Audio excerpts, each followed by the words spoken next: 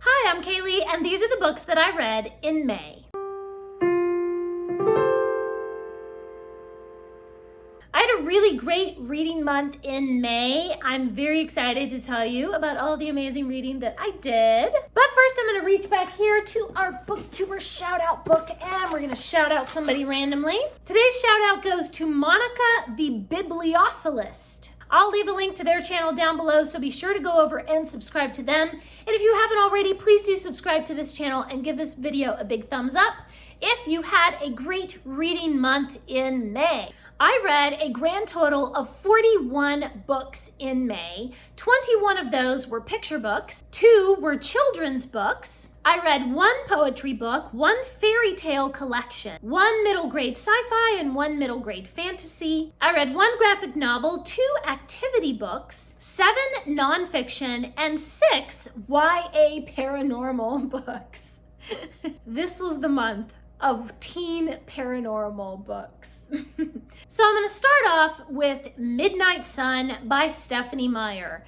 I purchased this the second that it was published, and it's just been sitting on the shelf, making me feel guilty that I hadn't read it yet. So, as per usual, took me a couple of years to finally pick it up. That's always the way. I get super excited about a book, and I buy it, and then it just sits there. But I finally read it and I really enjoyed it. I gave it 4 stars. I'm not going to get all in depth into all of my thoughts about Midnight Sun because there's a lot of them. But you can always go and read my more in-depth review that I left on Goodreads. Suffice it to say that this is Twilight from Edward's perspective instead of Bella's perspective. And I loved being inside of Edward's head because he's my favorite character from the series, and also because his personality is very similar to mine. There are a lot of just certain characteristics that he has that I'm like, oh, same, man. Me too. So that just made it really, really enjoyable for me. It's not a perfect book. It certainly has its flaws, like most books that we read. Pretty difficult to find a book that's actually perfect, but that's okay. The flaws were not severe enough to ruin my enjoyment of the book, and I just loved it.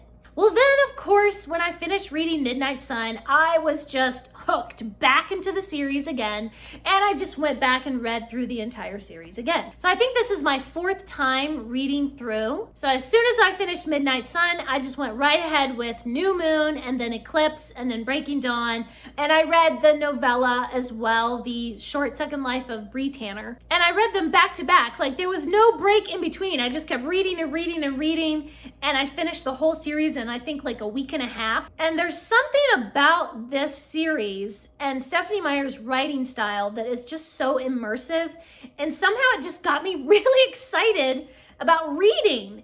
It got me to where I just wanted to read more of just everything. I don't know what it is about her writing that just gets people excited to read other stuff. So I started diving into a whole bunch of other books, and that's why I'm having such a great reading month. I also read the first book in the Dragonback series by Timothy Zahn, Dragon and Thief. So this is the middle grade sci-fi book that I read. There is an alien who looks like a dragon, so that's hence the title of Dragon, but he's not really a dragon, he's actually an alien. It's kind of like part murder mystery and part there's a heist and there's corporate espionage. It's just such a fantastic story, and I loved the fast-paced plot and all of the space science fiction-y type things, but I super loved the characters. I just love these characters. So I gave this 4 stars, and I immediately started diving into the next books in this series, but I will have to tell you about those next month. I also read The Outsider, which is the first book in the Roswell High series.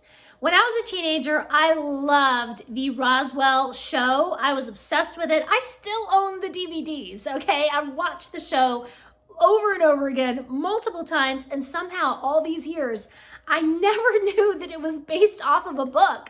Like, the books came first, and then they made the show based off the books. How did I not know that? So as soon as I realized that that was a thing, of course, I had to try it out. So The Outsider is the first book. And of course, it's about the Roswell aliens. And Liz is our main character, and she meets an alien and falls in love. It is absolutely dorky and just completely stupid, and I loved it. It was just so idiotic, and I loved every second of it. Part of it is just the nostalgia, because this just takes me back to my teenagehood. I'm sure that's a major part of it, is just the nostalgia, and I already love these characters, so it doesn't matter how silly and dorky it is. I'm already invested emotionally into these characters and their story. I gave this 3 stars. Like, I mean, I have to admit, it's not that great, but I loved it. It's weird to give a book 3 stars, like objectively, just like, I know it wasn't that good, but I still super loved it. Like emotionally, it was 5 stars. In reality, it's like 3 stars. That's okay.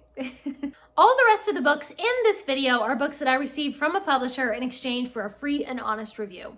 So I read some like activity books and some nonfiction, and so we're gonna get into some of those now. I read the Anxiety Relief Coloring Book for Adults, Mindful Coloring to Decrease Stress and Anxiety. I like this coloring book because it has all these little inspirational sayings and affirmations and different designs and stuff. So it's just really sweet. It's just like all these positive sunshine in a coloring book. I reviewed Diario de una Abuela, which is a diary or a journal of a grandmother. It is in Spanish, and it has all these little prompts that the grandmother can fill in, and then she can give it to her grandchildren and tell them all these stories about like her childhood and when their parent was a kid. So it's really sweet, like just sharing your family heritage to the next generation.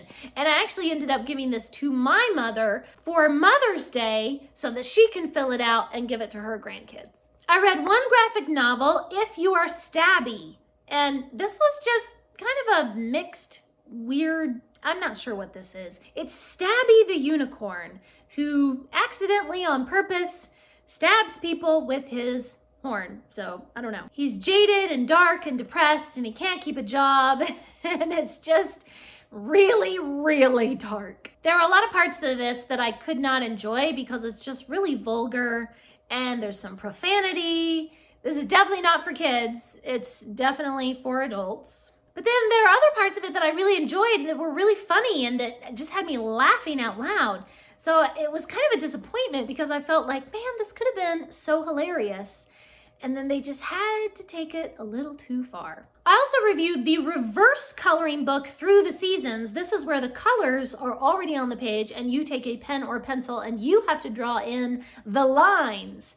I just love that. Like, that is such a cool concept, and it's so much fun and so creative. You can really just let your creativity flow and just let your imagination take you anywhere. I also read Notes to Self, creating a practice of self-care, self-compassion, and self-love. So each page in this book has a little lesson or a little affirmation to kind of help you find peace in life. I really liked the beautiful design of this book. Some of the ideas in this book really resonated with me, and others did not, and I thought, like, that's weird. That's not me. But for the most part, I found the ideas in here to be really inspiring, and I gave this 4 stars. I reviewed Paint by Sticker Kids Easter. I just love the paint by sticker. Those are just so creative and fun. I read a poetry book, The Path to Kindness, Poems of Connection and Joy. Again, sometimes poetry really resonates with me, and sometimes I'm just like, I don't get it. I don't like this style, or this isn't what I wanted. So I think I gave this 3.5 stars. Maybe it was 4 stars. I felt like these poems are fine, but they're maybe just not my style of poetry. I reviewed the Kids Book of Sticker Love, Paper Projects to Make and Decorate.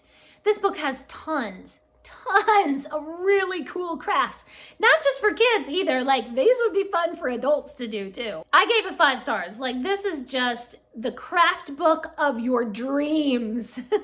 It has everything. It's so cool. I read The Big Book of Less, Finding Joy in Living Lighter. This is kind of like a book that is like a big book of magazine articles. I was looking for something kind of more personal and lighthearted and inspiring. And instead it was a lot of like political propaganda and stuff about like climate change and stuff. And I was like, How is that helping me to live with less? I don't get that. It is a very attractive design, and the photos and illustrations are really beautiful. And it even has like little journals and booklets and posters and stuff in it. So that was really cool. I don't know, somehow just what I was expecting from this book was not what it delivered. I also read I Will Teach You to Be Rich. No guilt, no excuses, just a 6-week program that works.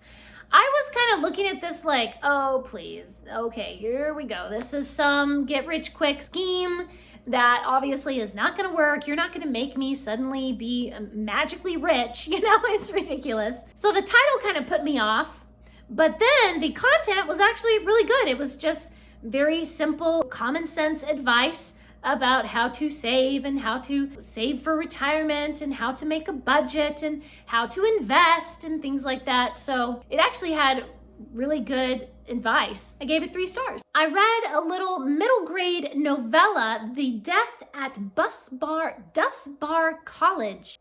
Dust Bar. Yeah, Dust Bar. That's it. So this is about a little boy who is visiting his aunt at a magical college, and there is a mysterious death, and he has to solve the mystery. Whoever can solve the riddle of the grand magician's death will win a special magician's hat. I really loved how imaginative and funny this book is. It literally had me laughing so hard. It was so cute and fun. However, I was a little bit disappointed in the plot. I felt like the riddle was just solved too quickly and too easily, and we needed like more obstacles and more puzzle clues and things to get through. And it was just kind of like, oh, that was it? That's the end? That's all? So I was a little bit disappointed in the plot, but the world building and the characters were so adorable. I ended up giving it 3 stars. I read Oceanarium, which is basically just a huge encyclopedia of ocean creatures. It has really beautiful artwork. It's just such an attractive book.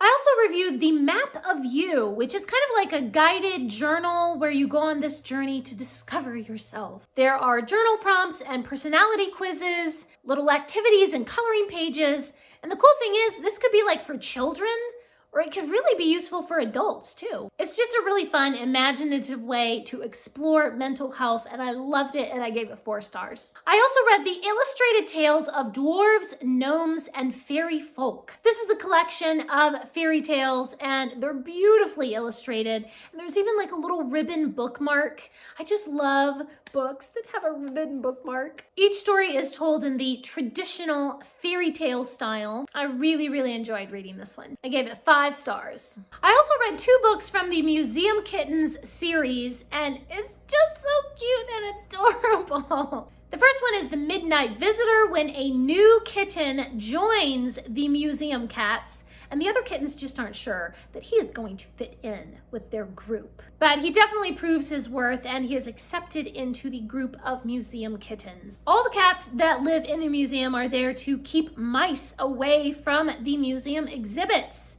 and they take their job very seriously. The second book is The Mummy's Curse. Also, I think this has been published as The Pharaoh's Curse. So The Pharaoh's Curse, The Mummy's Curse, either way. In this one, there is a new exhibit in the Egyptian section of the museum. And when some things start to go wrong around the museum, the kittens begin to wonder, is it just the rats making mischief? Or could the Egyptian exhibit be cursed? Both of these are so adorable. I gave both of these 4 stars. They're beautifully illustrated. They're just the cutest little chapter books, just perfect for like ages 7 to 10, right when they're starting to just read books on their own without somebody else reading it to them. These are really sweet.